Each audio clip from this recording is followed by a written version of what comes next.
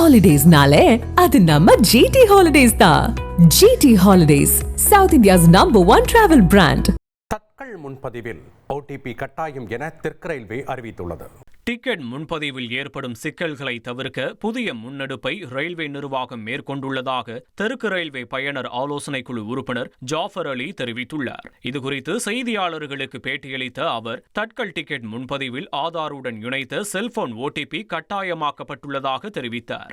IRCTC இணையதளத்தில் தற்போது ஒரு நிமிடத்தில் 25,000 டிக்கெட்டுகள் முன்பதிவு செய்ய முடியும் என்றும், வரும் நாட்களில் நாடு முழுவதும் 1,00,000 டிக்கெட்டுகள் முன்பதிவு செய்யும் வகையில் PRS அமைப்பு மேம்படுத்தப்படும் எனவும் அவர் தெரிவித்தார்.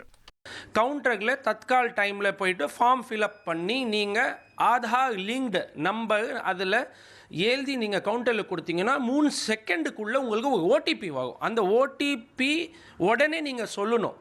சொன்னால் தான் அது கவுண்டரில் அது OTP மர்ஜ் பண்ணி உங்களுக்கு தற்கால் டிக்கெட்ஸ் வரும். ட்ரையல் பேசிஸாக 24 ட்ரெயின்ஸ் ஃப்ரம் த சதர்ன் ரயில்வேக்கு அது ஒரு எக்ஸிக்யூட் பண்ணியிருக்கிறாங்க. சாலைகளில் பிச்சை எடுக்க குழந்தைகளை பயன்படுத்துவதை தடுக்க உரிய நடைமுறைகளை வகுக்க வேண்டும் என்று தமிழக அரசுக்கு சென்னை உயர்நீதிமன்றம் உத்தரவிட்டுள்ளது. சென்னையில் சாலைகளில் குழந்தைகளுடன் பிச்சை எடுப்பவர்கள் குழந்தைகளின் பெற்றோர்தானா என்பதை கண்டறிய விசாரணை நடத்த உத்தரவிடக் கோரி சென்னையைச் சேர்ந்த வழக்கறிஞர் தமிழ்வேந்தன் உயர்நீதிமன்றத்தில் பொதுநல மனுவை தாக்கல் செய்தார்.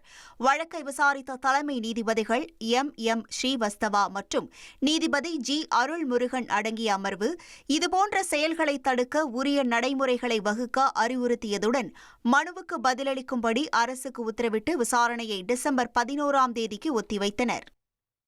கோயில் நிதி கடவுளுக்கே சொந்தம், அந்த வருவாயை பாதுகாக்க வேண்டும் என உச்சநீதிமன்றம் கருத்து தெரிவித்துள்ளது. தேசிய வங்கிகளில் முதலீடு செய்யப்பட்ட கோயில் நிதியை திருப்பியளிக்க உத்தரவிட்ட கேரள உயர்நீதிமன்ற உத்தரவுக்கு எதிராக தாக்கல் செய்யப்பட்ட மேல்முறையீடு மனுவை விசாரித்த உச்சநீதிமன்ற தலைமை நீதிபதி சூரியகாந்த் தலைமையிலான அமர்வு இந்த கருத்தை தெரிவித்துள்ளது.